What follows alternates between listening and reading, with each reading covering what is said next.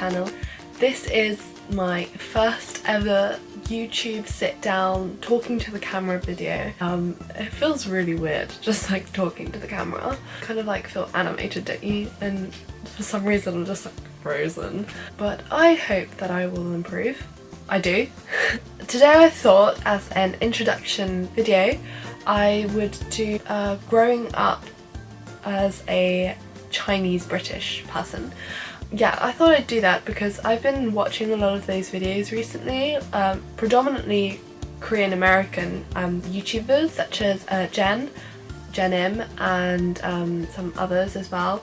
I thought it would be really interesting and talking about what it was like of being another ethnicity and growing up in a different country from your own, and kind of talking about my experiences and comparing them with other people's as well. I kind of want this video and this channel altogether to be a platform where I could talk about issues that relate to you and be a source of comfort, as it has been, YouTube has been for me growing up. I've kind of searched everything, you know, from piercings to education to makeup. I really wanted this opportunity for me to do the same, and hopefully will spark some great debates, great discussions, and I'd love to hear your feedback and opinions in the comments below.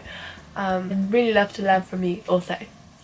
Okay, so first let me give you some background information about me and how I ended up in England.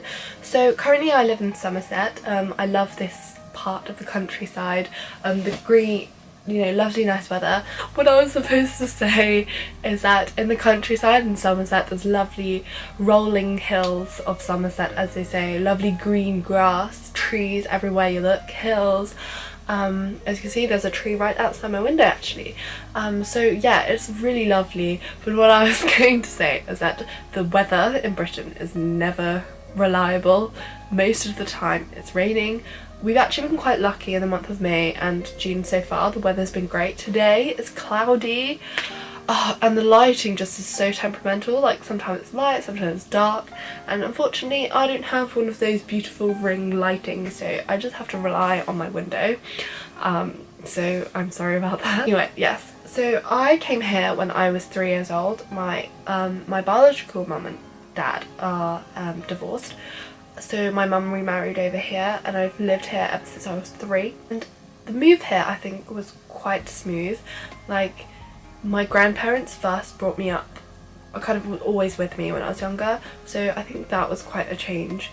And having all my family basically back in China is quite a shocking thing now I look back at it, but I think I was too little to have attachments and to understand really. So just to be with my mum, it was just fine. Now I am 18, so I've been living here for 15 years. Personality wise, I think I'm more British because obviously I've been brought up here and my socialisation with other British people obviously shaped my personality. There's this Chinese saying that people say to me, basically I'm a British person in a Chinese body, or a British personality with a Chinese face. And although partially that might be true, I'll always be proud and always have my Chinese heritage, my Chinese background with me, and I think that's something that people should never forget. No matter where they're from or where they're living in, you should always remember where you come from, your roots. Let's get to the questions. What ethnicity are you? I am Chinese. Which generation are you? I think I'm first generation, is that right? I mean, my mum married here, I kind of grew up here. Is that first or second? Question number 3. What is the first experience where you felt the demarcation of being a minority / different? I think that's a really, really good question in itself. I think, you know, it's really important. Interestingly, I know that from the videos I've watched, a lot of people thought that they were marginalised, they were a minority, and had these awful experiences of racism, you know, throughout their growing up. And for me, luckily that has never happened to me. I'm so grateful that I've never had anyone attack my family or throw racist remarks at us for being you know, Chinese. I've never really had that feeling of not fitting in because I have just been embraced and welcomed by all my friends, all my teachers, and have never really felt like I was isolated, I was different from them. So when I was in kindergarten, as many of you say, but preschool, I didn't speak a word of Chinese, but the nature of being a child and being of 3 years old, 4 years old, you know, it doesn't matter who you are, it doesn't matter what you look like, what you sound like, what religion you are, what language you speak. The only language that we unanimously shared was that we played together. We shared the toy ice cream, we shared the baby, we shared the pram, we had lunch together, we giggled, we smiled. I learnt from them and picked up this, you know, another language. But growing up, we become so cynical and judgmental, and we have these foreign influences on us that make us form these prejudice and stereotypical thoughts about other members of our community. And obviously, being an innocent child, that never existed. So I felt welcomed and I fit in straight away there, and that continued on in primary school too. In primary school, I remember there were some uncomfortable songs that people would sing, you know, like Chinese, Japanese, where they'd be like, you know, why do you have eyes like this? And that for me was quite uncomfortable, but I never felt attacked or targeted or a victim of racism at that time. I kind of just took it and shrugged it off. I was like, oh, it's not like that, or like, why are your eyes like this? And I would literally do that. So I was probably just as bad. But those remarks, they weren't constant. It was just a song that kids learn. I mean, my sister is 9 and they still learn it today. I mean, I have heard her sing it, and then I kind of reminded her like that's not okay. But I think a lot of the time children don't mean to be harsh. They kind of just learn it and they ask questions and they're curious, but they don't mean to harm you by it. But obviously in other circumstances, that this is for me, but you know, there are terrible and awful comments that children have put out to bully children and to make them feel belittled. So, you know, I'm not saying that, you know, children are, you know, yeah, they don't mean it, of course, some do, but I think others are much more innocent about these racist remarks. Again, continuing on through secondary school, I fitted straight in. I loved secondary school. My teachers were amazing, my friends were amazing, and even I remember like some kids would even say, like when someone asked me like, are you Chinese? And they'll be like, oh, what, are you joking? Obviously she's English. And that to me was a bit of a silly remark, because clearly physically you can see I'm not British as my ethnicity, but I thought that was really that kind, and you know, they didn't see me as any different. So I've never felt isolated or different. You know, physically I can see that I'm different, but it wasn't until I heard this question and I heard other YouTubers talk about it that it really struck me, that I thought, oh, I've never really felt separated. Maybe I always knew I was, but I never felt uncomfortable about it. I was fitted straight in. So that to me was a really interesting concept and an interesting question. Still today, I fully, like, now I'm aware of it, like since watching these videos, I'm aware. And I think maybe I always acknowledged I was different and embraced it and never thought anything more than that, and was just welcomed and was so lucky to have friends and community that welcomed me and never been racist or anything towards me. You know, I'm me. Were you always proud of your heritage, or was there a time you rejected it? I don't think there was a time where I can't remember that there was a time that I absolutely hated, you know, being Chinese or anything like that at all. I think there was some values that different, obviously culturally, and one of the things that I felt was really unfair when I was younger was that I wasn't allowed sleepovers. Mum wouldn't let me, but she eventually let me when I was in like year 8, or when I was like 13, but after then, like, I had my first couple of sleepovers and I actually wasn't a fan because of the late nights, and I'm a really early sleeper, and I'm like, it's a horrible feeling the next day if I haven't had a good sleep. So that was kind of interesting, and how the tables turned. And when I was really young, when I was in primary school, like, everyone had these boyfriends, and I was always told that I wasn't allowed one until I was 18, and obviously I followed through with that. And later, when I became a teenager, I actually agreed with it. But I remember when I was 11 and I thought, that's so unfair, like, what the hell. Also, throughout my teenage years, obviously I've seen photos of these beautiful Western models, or models of other ethnicities, like Korean or mixed race, and I always thought, like, I want to be you, why can't I look like that? So in that way, maybe there were temporary, like, moments and snippets of my life where I felt, oh, I want to be different. But I don't think I've ever felt, oh god, I hate it, I never want to be part of that at all. Like a couple of years ago, I remember, like, my family and I would have discussions, and I said I never want to go back there because of the values are so different. And I think only in attitudes towards certain things, like certain politics and certain ways of life, like the daily life, that it's so different. And sometimes I find, like, you know, as British, we're stereotypically and are actually very polite, you know, people will say thank you, please, or we're very reserved in the comments we make about other people. But in China it's not like that, you know, everyone's rushing, pushing, no queuing, and, you know, people say it as it is. Like, if you put on weight, they'll be like, you're fat.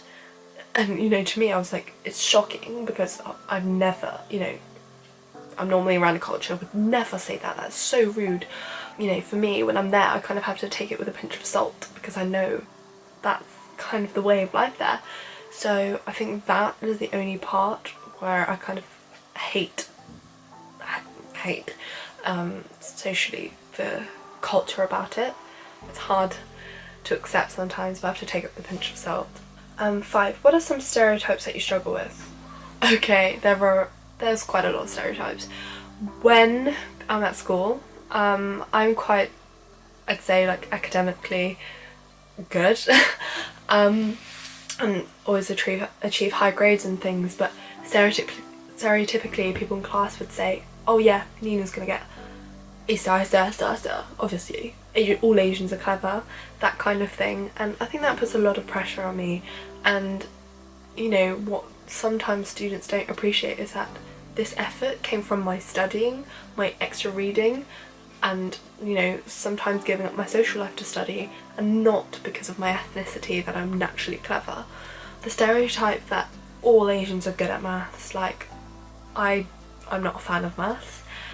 Yeah, I always joke about it and say I'm probably a disappointment to the Asian community. I don't know. Oh, this is one question.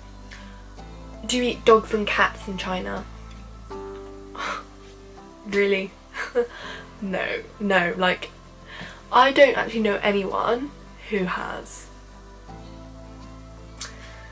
So no, we don't. Okay, so please stop asking me this question. And the way the phrase, like, I don't mind, like, if people are genuinely, like, interested in asking.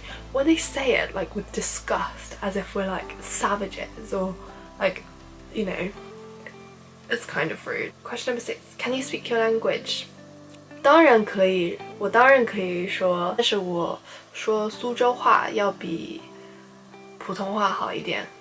What I said there is, of course, I can speak Mandarin, but I speak my home dialect, which is the dialect of Suzhou, better than I do Mandarin, because, like, with my family, I speak my dialect all the time, and I actually rarely use Mandarin, but I can speak Mandarin.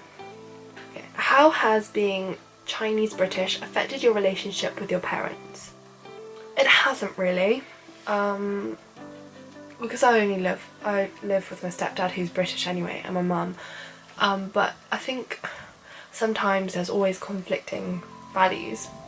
So, like I touched on before, the one about boyfriends, like, here, from a very young age, everyone's having, like, little couples, and parents are, like, encouraging that, and that is just so ridiculous in China. So when I was younger, I always thought that was, like, you know, so unfair, why? And the sleepover thing as well. Like, relationships too, So here's more focused about love. Like my grandma's very kind of old school about it, but in China it's more, I should say, career driven, and I think more rationally about your life after and your monetary support and that side of things. My mum and my nan would always have like heated debates on which is more important, love or the ability to have stable and support in your family. Also, another thing I've noticed is that in China there's more respect for the elderly, and there's a very strong traditional family thing, like, or even when you go out with your friends, you know, you kind of have to be like, yes, I'll pay for it all. Or like when you go out with family with your mum and dad, of course it's like shocking if you don't pay for their meals, or like vice versa. It's about you're always supporting your family with money and stuff, but here it's very shocking to like Asians that family members, mum, dad, couples pay separately. Like, it's just very foreign to them. It's kind of like, well, you're a family, of course, like it's only polite to, you know, it's natural just to provide for everyone. That is one big difference. Like when we get to restaurants, yeah, when everyone's paying separately, they're like, God, can't you even what? Like, that's just shocking. Like, if you're in a couple, why isn't the husband or why isn't the wife paying for it all? Like, why are you paying separately? You're a family, for goodness sake, you know. Question 8. How do you feel about your heritage now? Do you identify with it? Oh, I'm proud. I'm really lucky that I'm bilingual. I'm part of 2 cultures, because culturally I think, you know, there's so many different elements of tradition that I'm exposed to, and I love that. And of course I identify with it. Like, I came from there. My family are from there. But I think with values and norms and values, I definitely identify more with Britain, because like I said, I was socialised here.